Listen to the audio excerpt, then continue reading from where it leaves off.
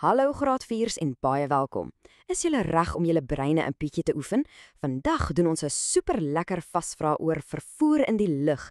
Dis die perfekte manier om reg te maak vir daai eksamen. So kom ons kyk wat julle alles onthou. Reg, so hier's die plan. Dis baie maklik. Ek gaan 'n vraag vra, dan het jy so 5 sekondes om te dink. As jy bietjie langer wil dink, druk sommer gou die pause-knoppie. As jy reg is, wys ek die antwoord en ons gesels 'n bietjie daaroor. Klink goed? Mooi. Kom ons spring weg. Hier gaan ons. Ronde nommer 1. Basiese lugvervoer. Kom ons begin met die dinge wat ons absoluut moet weet. En hier is julle eerste vraag. Vraag nommer 1. Wat is die definisie van lugvervoer? Dink mooi, die horlosie tik 5, 4, 3, 2, 1 en tyd is om. Kom ons kyk. Die antwoord is: lugvervoer is doeteenvoudig wanneer mense of goedere deur die lug beweeg. Sien, dis maklik. As jy daai een reg gekry het, gee jouself 'n klop op die skouer. Goed gedoen. Reg, volgende een. Vraag nommer 2.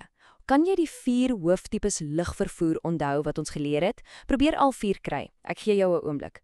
5, 4, 3, 2, 1. Het jy hulle? Kom ons kyk. Dis natuurlik vliegtye, helikopters, lugballonne en lugskepe. Fantasties as jy al 4 kon onthou. Julle is slim. OK, vraag nommer 3. Wat is die allergrootste, die belangrikste voordeel van lugvervoer, veral as daar 'n noodgeval is? Wat maak dit so ongelooflik nuttig? Dink. 5, 4, 3, 2, 1. Jep, dis sy spoed. Lugvervoer is net ongelooflik vinnig en dis presies hoekom dit so belangrik is in noodgevalle. Dink daaraan, 'n helikopter kan blitsvinnig by iemand in die berge uitkom. So ja, spoed is die antwoord. Tyd vir vraag 4. Hierdie een gaan 'n bietjie oor wetenskap. Hoe kry 'n lugballon dit reg om in die lug op te styg? Wat is die geheim? 'n Klein wenk, dit het te doen met die lug binne-in die ballon. En daar's die antwoord. Dis omdat die warm lug binne in die ballon ligter is as die koue lug buite. En omdat warm lug altyd wil opstyg, vat dit sommer die hele ballon saam. Cool, nee?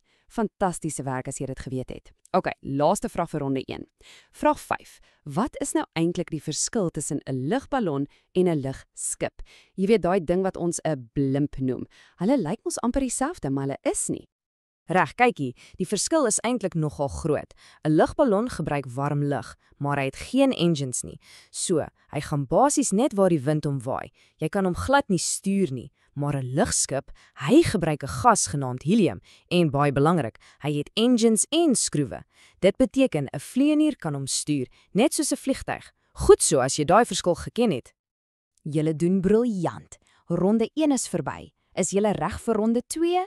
Kom ons gaan. Nou gaan ons 'n bietjie terug in tyd reis na die heel eerste vliegtye. Vraag nommer 6. Hierdie een is 'n klassieke vraag. Ek is seker julle ken hom. Watter 2 bekende broers het die heel eerste vliegtyg gebou en gevlieg? Natuurlik, dis die Wright broers. Ek het geweet julle sou hom kry. Pykwerk. Goed, vraag 7. So ons weet wie dit gebou het, maar wat was die vliegtyg se naam? Daai heel eerste een wat in 1903 gevlieg het. Dis 'n lekker maklike naam om te onthou. En die antwoord is die Flyer. Sien, ek het gesê dis maklik. Die Flyer. Goed onthou. Nou, hier's 'n vraag wat jou dalk gaan verras. Vraag 8. Daai heel eerste vlug, hoe lank dink julle dit het geduur? 'n Paar minute? 'n uur? Dink mooi. Is julle reg hiervoor? Kyk, net 12 sekondes. Kan jy dit glo? Dis korter as wat dit vat om jou skoene vas te maak, maar daai 12 klein sekondes het die hele wêreld verander. Sjoe. So, as ons nou daaroor praat, vraag 9. Noem net een groot manier hoe die vliegtyg die wêreld verander het. Hoe het dit alles anders gemaak? Wel, die grootste ding is seker dat vliegtye ons wêreld soveel kleiner gemaak het. Dit verbind mense en plekke. Dink daaraan, jy kan nou oor 'n hele oseaan vlieg in 'n paar ure om familie te gaan sien. Dit was voorheen onmoontlik. En so, ronde 2 is ook in die boeke. Goed gedaan. Hou vas, julle is amper by die einde. Welkom by die laaste ronde. Ronde 3, moderne luggelde. Nou kyk ons na die cool goed van vandag, van vliegtye tot ruimtetuie. Reg, vraag nommer 10. Wat is die mees algemene, die een wat ons die meeste gebruik, vorm van moderne lugvervoer om vinnig oor lang afstande te kom? Ja, dis nog steeds vliegtye. Al het ons al hierdie ander kolgoed, as jy ver en vinnig wil gaan, is 'n vliegtyg nog steeds koning. Dis die gewildste manier. OK, kom ons praat oor helikopters. Vraag 11. Noem 2 spesiale truks wat 'n helikopter kan doen, wat 'n gewone vliegtyg glad nie kan doen nie. En hier is hulle. Nommer 1. 'n Helikopter kan reguit opstyg en land. Hy het nie 'n lang aanloopbaan nodig nie. En nommer 2. Hy kan op een plek in die lug bly hang. Hy kan sweef.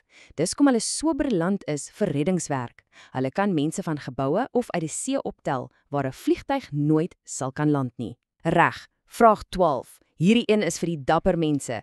Wat gebruik jy as jy uit 'n vliegtyg spring om seker te maak jy land veilig op die grond?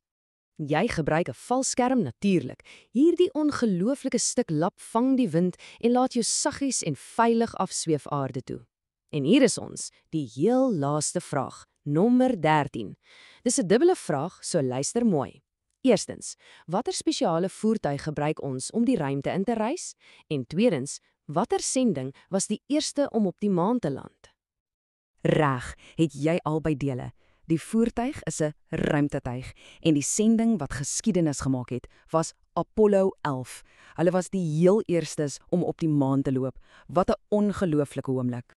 En dit, my vriende, is die einde van die vasvra. Fantasties gedoen almal. Julle is amptelik topvliegies. Ek hoop dit het julle sommer baie gehelp om reg te voel vir die eksamen. Maar voor ek gaan, los ek julle met 'n vraag om oor te droom. Watter nuwe, mal, wonderlike soort lugvervoer dink jy gaan ons in die toekoms hê? Vleiende karre, persoonlike jetpacks, wie weet. Drome 'n bietjie daaroor. Baie sterkte met julle voorbereiding en onthou om altyd op te kyk.